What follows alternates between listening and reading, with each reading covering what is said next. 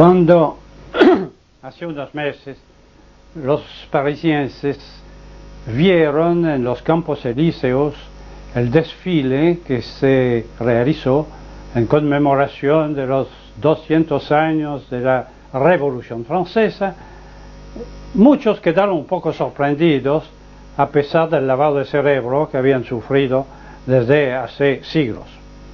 En efecto, vieron pasar por esta avenida magnífica hasta el Arco de Triunfo, vieron pasar negros, vietnamitas, soviéticos en uniforme de 1920. ¿No entendieron? Algunos entendieron, especialmente cuando un artista debajo del Arco de Triunfo cantó la Marsellesa. Era una mulata norteamericana, cantaba muy bien, es cierto, pero lo que cantaba era muy malo. Lo que los franceses, inclusive un poco molestos, algunos indignados, no veían claramente, de modo general, era el origen de los acontecimientos de 1789 y años siguientes que se conmemoraba en esta forma, aunque tuvieron alguna vaga idea al respecto cuando al día siguiente los jefes de Estado invitados para las fiestas fueron de paseo en una lancha turística por el río Sena y que la lancha se encontró en medio de centenares de cabezas de plástico de tamaño natural cubierta de pintura roja que flotaba alrededor, las cabezas que simbolizaban las víctimas de la guillotina de 1793. Y esto quedó un poco en la mente tradicional de los franceses, inclusive democráticos, como una cosa desagradable, ¿no? Bueno, pero lo que quiero hacer hoy es meramente explicar los motivos de la Revolución Francesa y su modo de prepararla, el modo de prepararla y su evolución. Y para eso tengo que empezar por el principio, pero con muy pocas palabras. ¿Cuál era la situación de Francia en 1789? Francia había evolucionado desde hacía casi 2000 años mediante un régimen monárquico que tuvo sus altibajos, como todos los regímenes, con cambio de dinastía.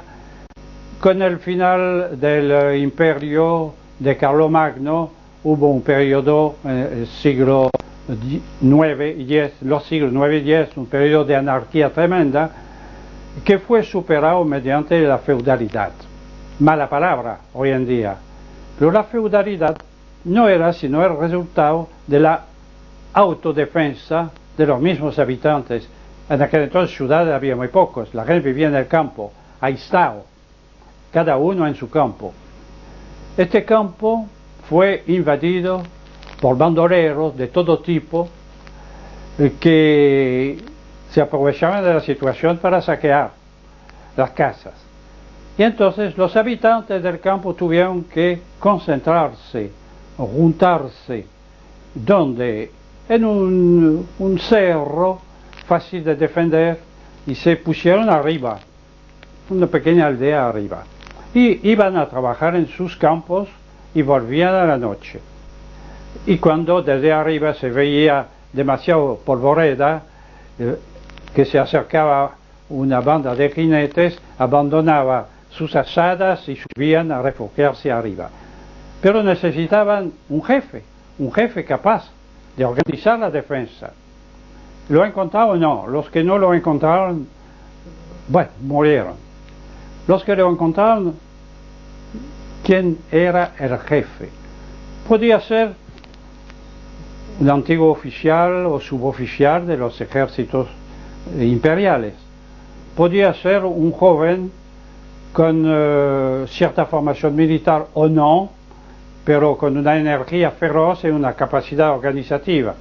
No importa. Cuando encontraron a este jefe tuvo, por supuesto, se le dieron todo lo mejor que se podía conseguir, la chica más linda, la comida mejor, para que se quedara, sobre todo que no se fuera, porque si se iba era el final de la pequeña comunidad. Y así es como después, cuando la paz se restableció, el orden se restableció en el reino, los feudos se mantuvieron y los descendientes del jefe improvisado o no de la primera época siguieron siendo los administradores de su comarca, peleándose con los vecinos a menudo, pero en definitiva organizando su comunidad. Esto duró en el campo hasta fines del siglo XVII. Claro que el señor feudal ya no tenía la autoridad de antes, pero era el representante del rey en el territorio que él administraba. No era su dueño, no era dueño de la tierra, meramente tenía un derecho de administración por un derecho hereditario de administración. Y en contrapartida de los servicios que prestaba, cobraba impuestos en plata o en productos. Era normal. Al margen de esto, existían los gremios artesanos, magníficamente organizados, hechas por una federación de talleres autónomos donde no había asalariado. El taller era la unidad que producía, que compraba materias primas, que vendía artículos manufacturados al llamado justo precio, es decir, el precio que correspondía al valor de la materia prima y a las necesidades vitales del maestro y de sus adjuntos que trabajaban todos agrupados, que habitualmente vivían además en la misma casa. Esto es muy esquemáticamente la situación de Francia hasta 1789, especialmente en cuanto a los gremios que duraron hasta el año 90. ¿Por qué entonces, de repente, en 1789, una parte de la población se sublevó y otra parte de la población, cuya función era mantener el orden y administrar el país, levantaron los brazos? Esto es lo que me interesaría explicar hoy. Y la explicación es muy sencilla, en realidad. En primer lugar, tenemos que considerar que la expresión de Revolución Francesa es perfectamente inexacta. ¿Qué es una revolución? La etimología nos lo dice. Revolvere significa volver atrás. No volver atrás a las formas, a las costumbres del pasado, sino a la tradición del pasado. Vale decir, restaurar un orden perdido. Si no se restaura, si no se destruye un orden, esto se llama subversión. Entonces la Revolución Francesa debería llamarse subversión. ¿Francesa?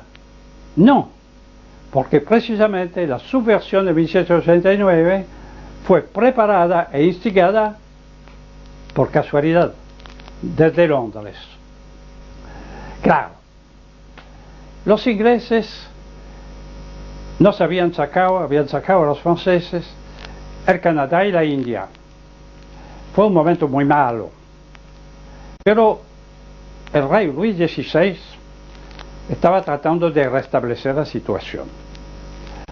Primero, rehizo la marina que se había un poco abandonado, motivo de la victoria inglesa, y rehizo una marina de guerra espléndida. Y en segundo lugar, hostigó los ingleses en todos los campos, inclusive en un campo cuyas consecuencias en el cual las consecuencias de su acción hoy nos resultan muy negativas.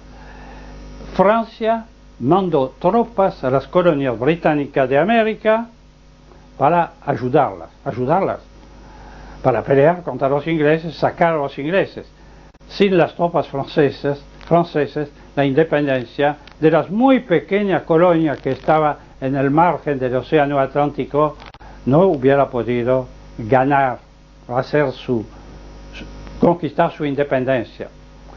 Hoy en día esto nos parece desastroso, por supuesto, porque Francia creó así uno de sus peores enemigos. Pero ¿quién podía en el siglo XVIII suponer que un día estas pobres pequeñas colonias inglesas tendrían la fuerza suficiente para desembarcar en Francia, ocupar Francia, como lo hizo en el 44? Imposible. Son de estos errores de consecuencia imprevisible.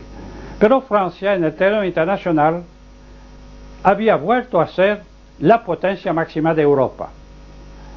Tenía 25 millones de habitantes, mucho más que el imperio alemán, mucho más que Rusia, que estaba en 10 millones si no me equivoco. Disponía de la mitad del circulante metálico de toda Europa, Rusia inclusa, una prosperidad general. Claro, prosperidad general para la época.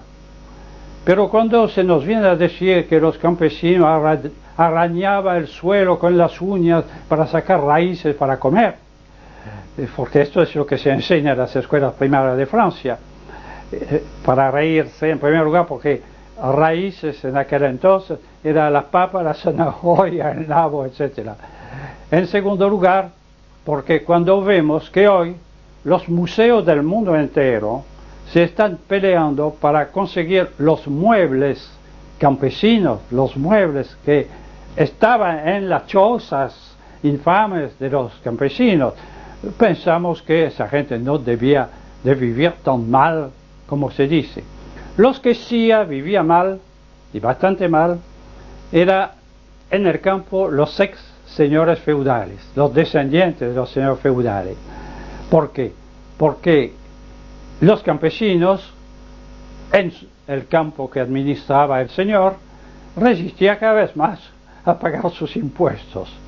Y el señor no tenía la fuerza como la tenía su antepasado para imponerse. Hay un dicho de la época en Francia, según el cual cuando al señor hay que remendarse las calzas, tiene que quedarse en la cama. Y sí, evidentemente, tampoco morían de hambre. Pero, ¿y por qué entonces los demás no? Va a decir la alta nobleza, los duques, etc. Claro, esto tenía una explicación del pasado. Ustedes saben que durante la minoría del rey Luis XIV, cuando tenía 14 años, hubo un sublevamiento en Francia, no contra el rey, por supuesto, sino contra el primer ministro, el cardenal Mazzarino, que tenía mala reputación desde todo aspecto. Y la revuelta esta fue encabezada por algunos grandes señores del interior de Francia. Luis XIV, joven, que había tenido que abandonar París en este momento, le quedó una especie de pánico ante la idea de que esto podía suceder otra vez con consecuencias más desagradables.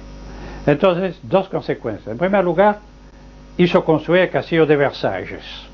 Se lo agradecemos, es una maravilla, para vivir lejos de París. En segundo lugar, domesticó la alta nobleza, que antes ocupaban sus funciones en las provincias, funciones de gobernadores, representantes del rey en cada provincia autónoma. Y la llamó a la corte, la cubrió de regalos, consideración, etcétera, etcétera. Le dio títulos altisonantes que exigía su presencia en el castillo de Versalles, los ablandó, los neutralizó, y cuando Luis XVI los necesitó para defender el régimen, no los encontró más. Ahora, ¿por qué esta gente había tenido una función importante antes? Esto es un aspecto que tenemos que abordar. Francia no era un reino, era un imperio. Y esta noción ha quedado en el nombre alemán de Francia, Frankreich, el imperio francés. ¿Por qué era un imperio? Meramente porque Francia tenía 8 naciones dentro de su territorio. No una Alemania, por ejemplo, tiene un solo pueblo, que además desborda de sus